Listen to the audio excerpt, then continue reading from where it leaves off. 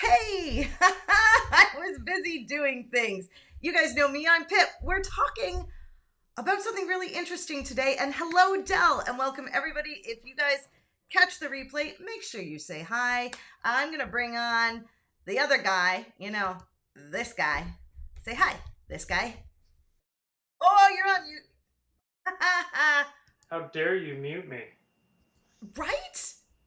Right? Introduce yourself, mister. Hey, hey everyone, I'm Greg. I run Original 72 Creative, and we're a full service website digital marketing firm in Vancouver.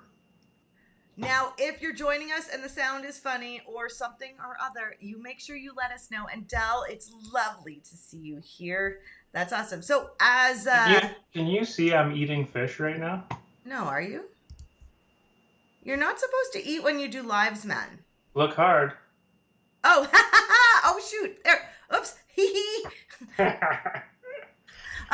That was really funny. Greg, you're good at noticing things. That was really funny. Okay, so Greg, we got to get into it because it's going to I be. was enjoying that, by the way. Were you? Yeah. That's Ecam Live, and that's from a different scene. Should not be there. Right. But it is what it is. We go with the flow. Uh, and Dell is laughing at you.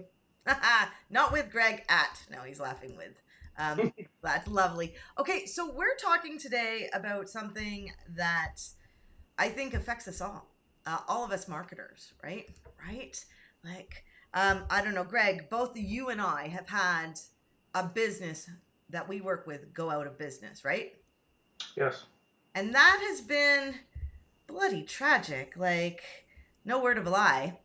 But in that brought us around to this conversation about who to target and why. So we're going to get into what is it? We're going to talk about some strategy stuff. We're going to talk about what businesses to target, which I think is super the bulk of this topic.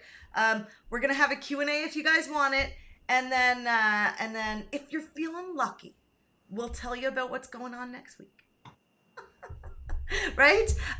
So Greg, when we were talking about this, I mean, I think the privilege as a marketer that we get right now is that we work with many different businesses. So we kind of have our finger a little bit on the pulse because Hmm.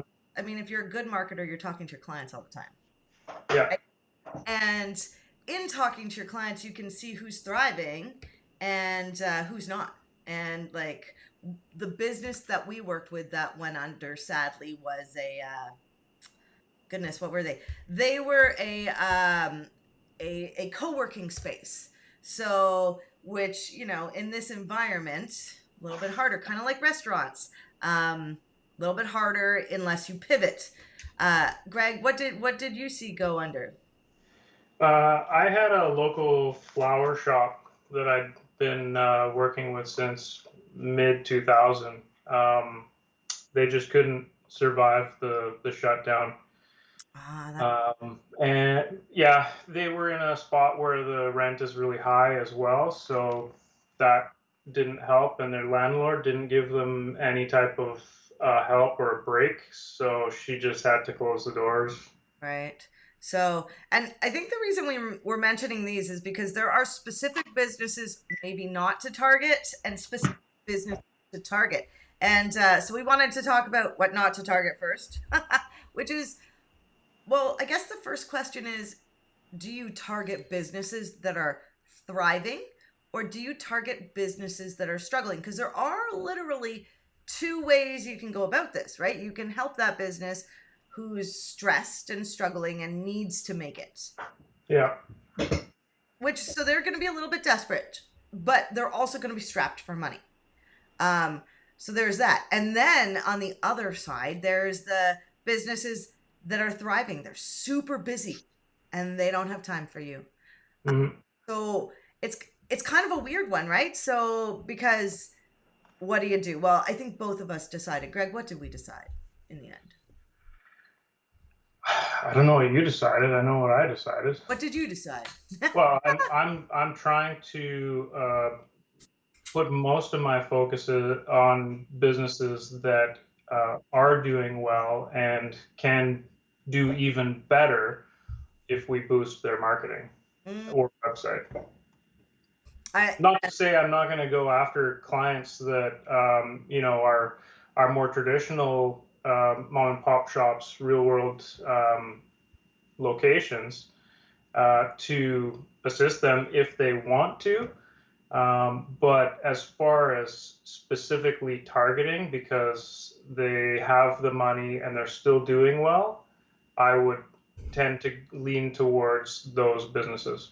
hmm Yes, I would agree. I mean, do we have businesses that are struggling? We had some businesses in the beginning that were struggling, but the ones that are so Greg and I wanted to get on here and actually talk about that are like making it. They're growing in our, I don't know, in your sector. What are you seeing? Let us know. Definitely let us know what you're seeing because we want to. We this is an all in. Let's talk about businesses that are thriving. Furniture businesses, number one in where what we're seeing. They can't keep stock. Um, yeah, Greg, are you experiencing that with any furniture businesses?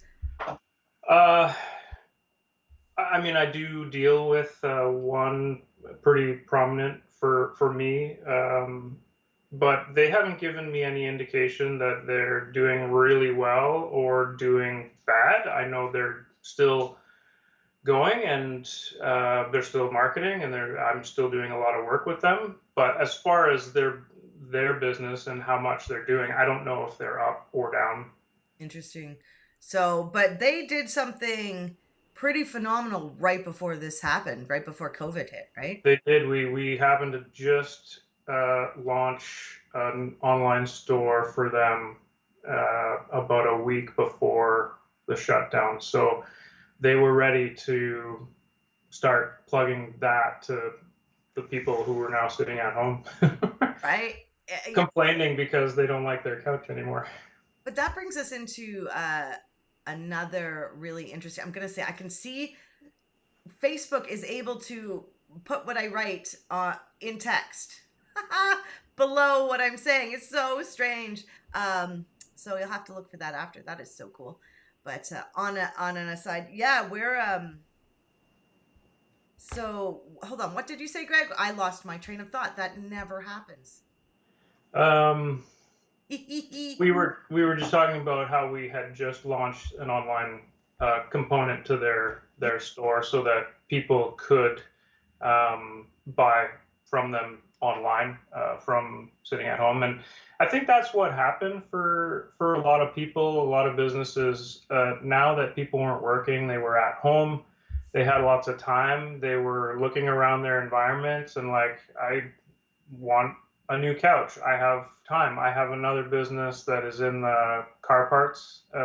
They can manufacture mostly to Audi and VWs, so they got busier because people weren't working. They had time to work on their cars, so they had lots of people calling for parts and stuff like that. So there's certain businesses that now that people have time and they weren't working, Or the or they're working less and they're just at home, depending on whatever your status was.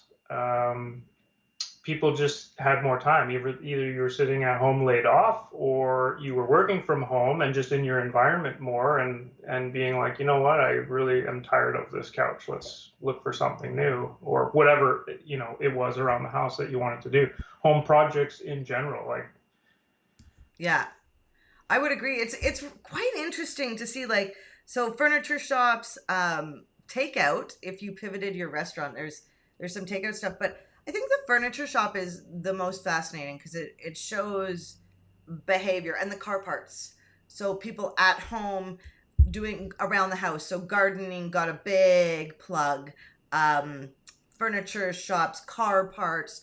In the West Coast, people are able to spend more time outside. So bicycle shops like shot through the roof, like businesses you thought that were brick and mortar mhm. that you didn't think would succeed full excelled, right? Oh, Aster's here. Yeah, you are.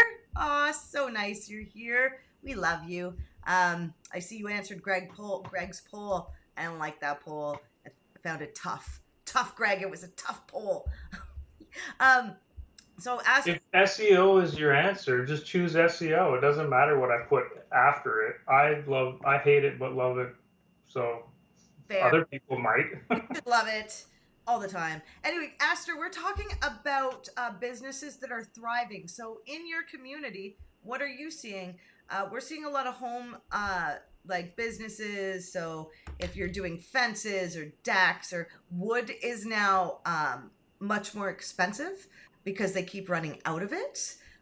So, building new things outside is going to cost you more.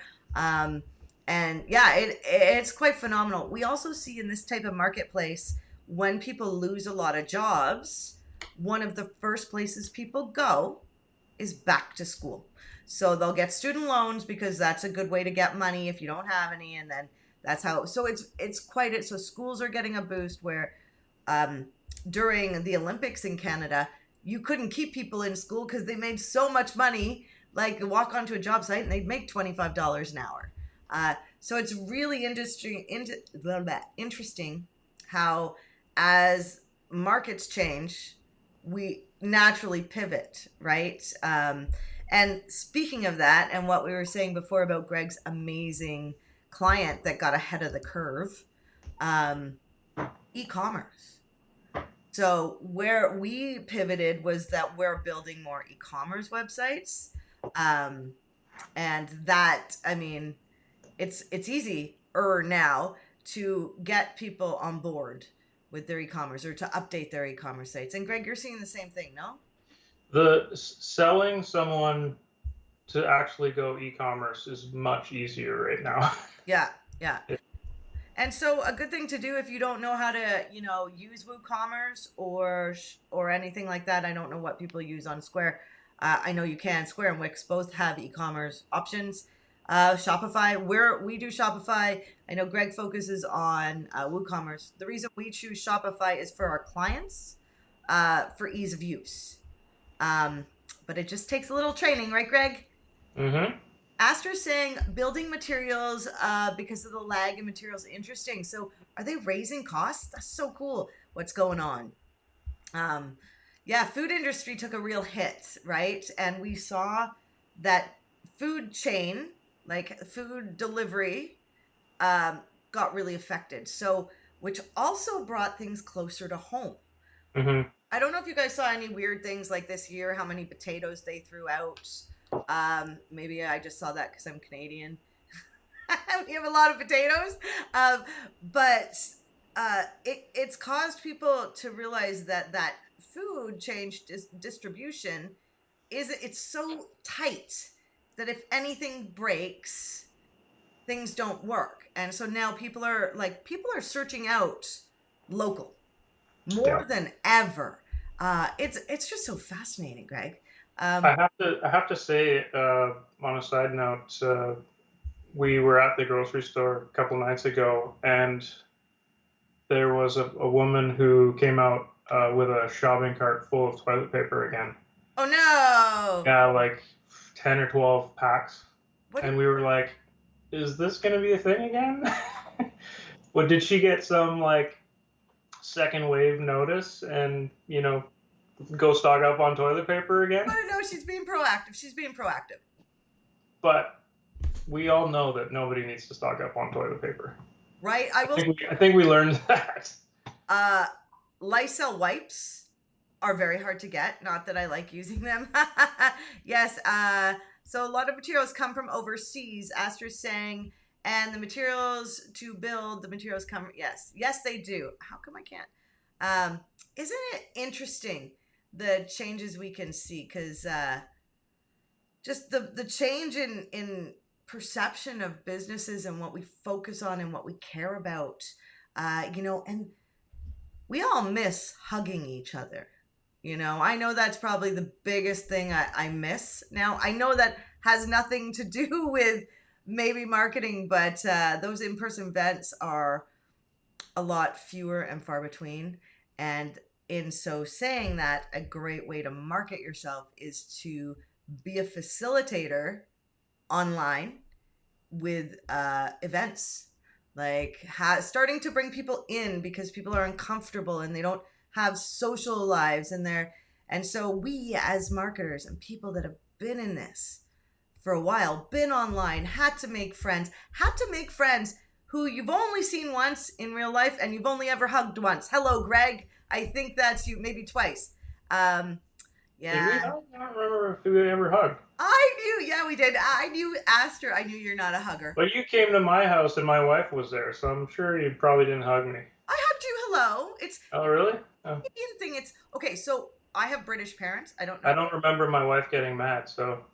It was a hello hug. It's not a big deal, people. You're not Mike Pence. Ooh, right?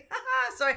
No political stuff here. I just like Jealous of the other redhead. right, yeah. So you don't have to be a hugger. I can do the nod.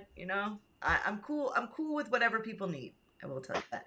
But in saying that, I really do think we can step ahead of finding businesses, interacting with people by being the leaders um, of the online world because we've already been here for a while. And like Mhm. what is becoming the new normal was already our normal. Thank goodness, right? So I'm curious for you when this all happened. Did you notice any specific type of business that started reaching out to you more for services at all, or? We get inundated. So ours goes in cyclical. It's very interesting. So we get a lot of inquiries and then none, and a lot of inquiries and none. We That's a good question. I'm gonna, you know I what? say like for myself because I Yeah, mean everybody knows I don't really market myself. Everything I do is basically referral from the past 20 years of but people hold on, loving to work Greg. with me, right? Greg, you got to step back here, Greg. Market myself, Greg does I market. I market me to my clients. You're here. This is a form of marketing, my friend. Okay, fine.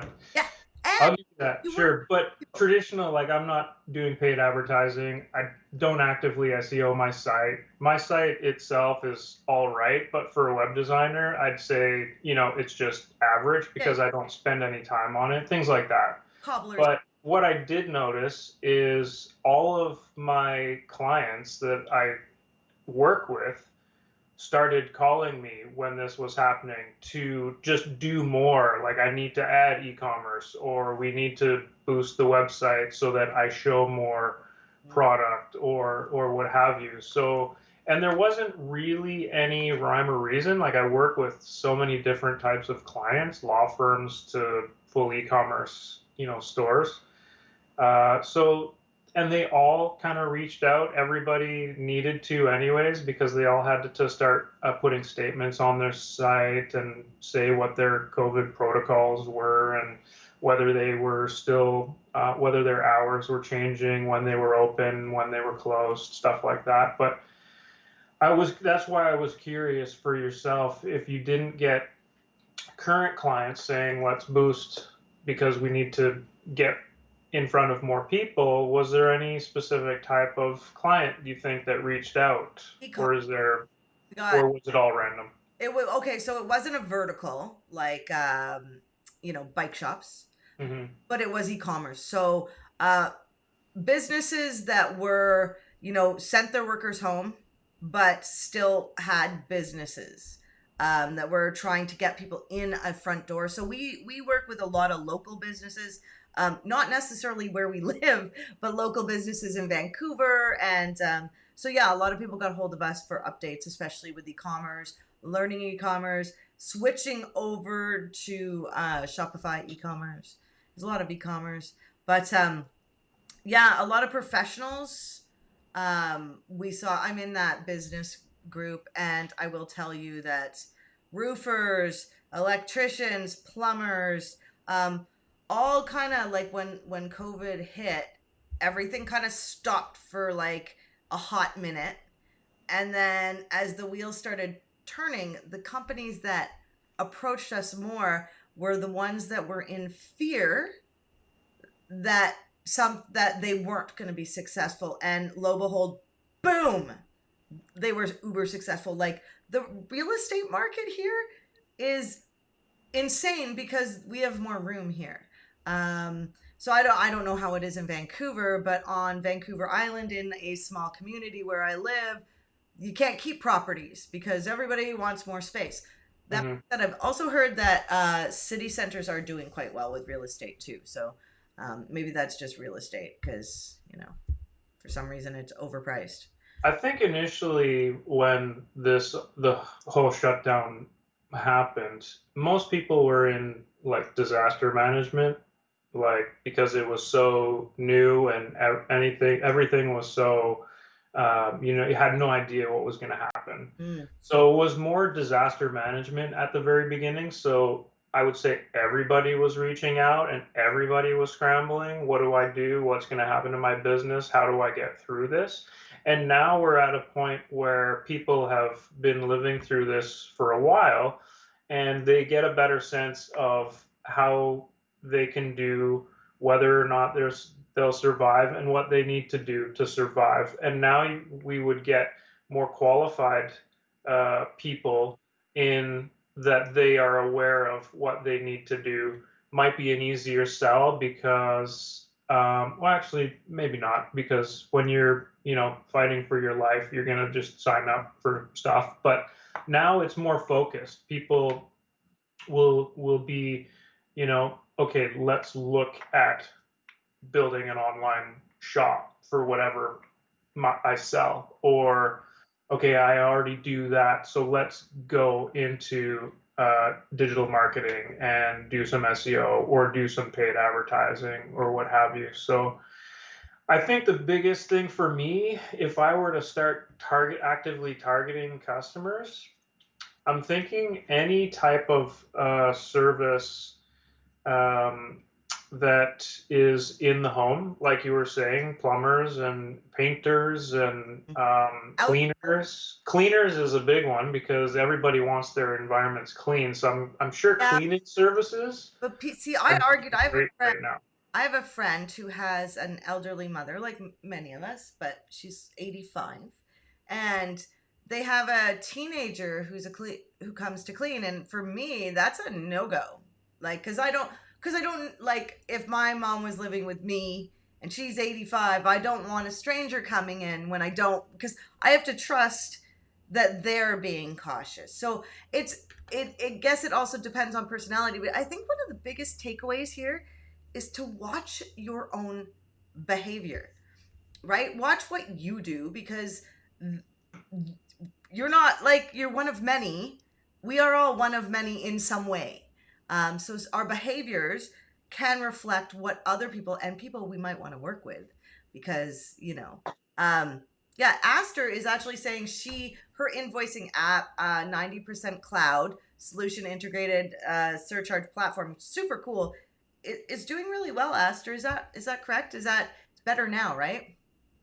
Um, I know Shopify, I just heard today Shopify just killed two huge apps in there, recurring payment stuff. But that's an e-commerce conversation, kind of what we're having. But so we got okay. So far, furniture, real estate.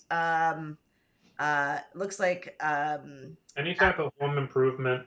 home improvement and Yeah. and wood. So anything that would add to home improvement. I would say any service that could cater to home delivery as well would do well right now if they targeted Yeah, using digital marketing, because everybody wants things delivered now. So if you're local delivery specifically, like if you have, there's probably tons of local businesses that you can get.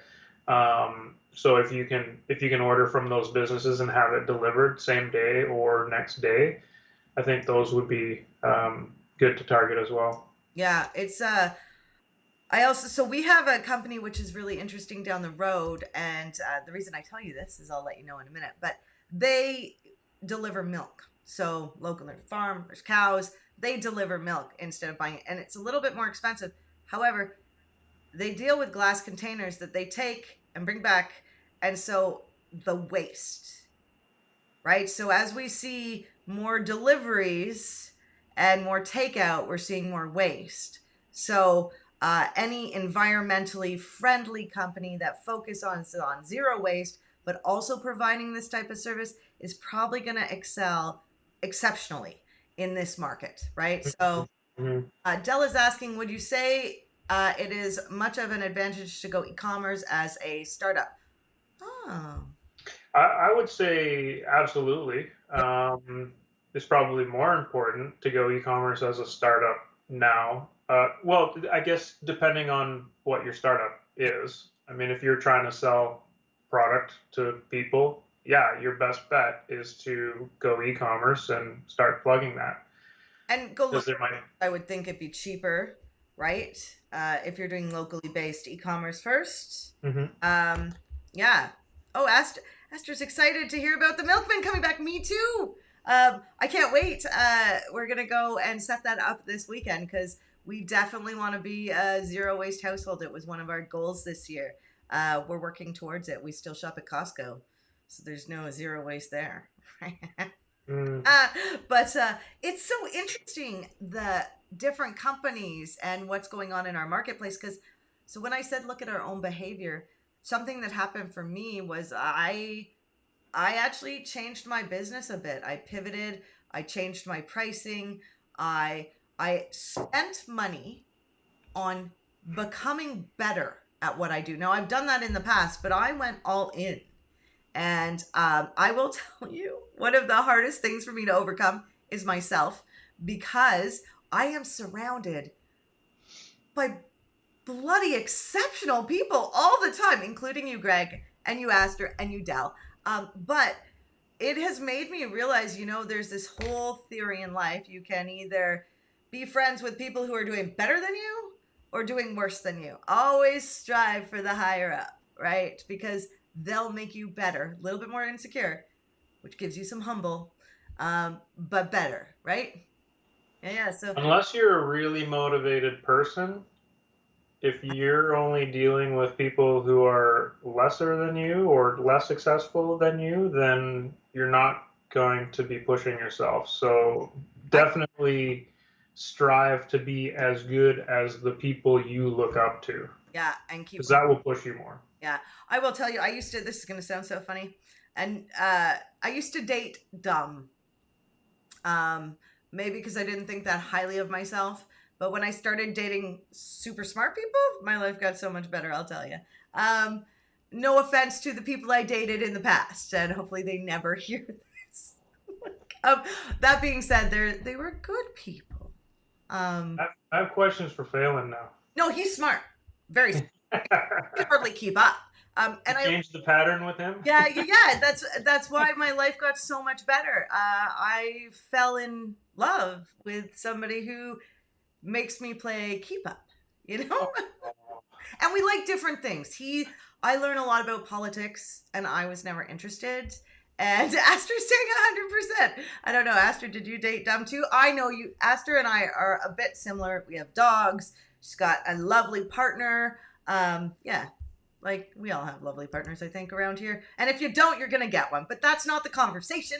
The conversation is who to target. We want to know who you're targeting, not because we want to go after those types of businesses, but this group is about helping each other. We are all marketers in some extent or another, and we are all here to help each other, right? Right, right, Greg, right. absolutely. We're damn, we're low on time, Greg. We got 2 minutes, and I got some things to talk about. So, uh, next Go. week, I'm not even gonna ask Greg what next week is, but guys, You finally learned. right? Next week is we have so if We you're have a guest, right? we have a guest. And things are gonna change. Greg and I are gonna have some conversations in the background, but I got some big plans. Um, that being said, one of them is to bring on amazing speakers, and I am elated about next week. We have Amy. Amy is a Google Ads specialist, and she actually helps marketers manage their Google Ads. So you are not going to want to miss this. If you have any questions about Google Ads, because no question is a dumb question, even if you think it might be, it is not. And actually, there's one dumb question in the world, and it's, is condensed milk milk? But that is a different story for another day. So yes, Mhm. Amy next week, And Greg, do you have anything that you need to announce? I was gonna say the week after next with our guest Amy, Yeah. we will be introducing our first installment of a new segment that will be monthly, Mm, that we will discuss everything that's going on in the world of marketing in the past month. it's true. It's true. Not everything, okay? Because there's way too much. I mean, anything that's been going on, Yeah. if it's worthy of discussion and bringing it up in the segment, we will be doing so. Yeah, it's true. I'm looking forward to a reoccurring segment where we can kind of get a pattern of like updating people on like the latest things that are happening. I know that's probably what the group is all about, but and maybe we should post a little bit more of those types of things. But I like the ability of going on there and taking some of those hot topics Mhm. and talking them out and sharing them. Yeah. It's, you know what?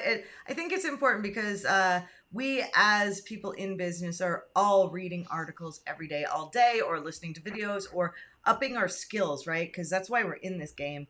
And I think sometimes we forget to share what we learn. Did you know the best way to learn is to share? Best way to learn is to share your knowledge. So if you ever have an exam or anything, not that we're in exams, but talk to somebody before you go write it and get them to ask you the questions. But that's what this group is all about. So, and I think we miss things as marketers because there's so much, right? The things today that we're doing in marketing 20 years from now are going to be completely different, right? I mean, we're going to have holograms in our house being like, buy these shoes. There's my prediction. Yes. Okay, Greg, you're Yes. you're stunned silent. We gotta go. We'll see Yep. you guys next week at 11 a.m. Marketing is a group experience, so let's all keep it that way. And Greg, I've decided to kind of change my end comment. All right. What is it? It's gonna be a generic one, guys, but it's my favorite because they're my favorite movies. But may the force be with you. Ah, make good choices. Woo! See you next week. Bye.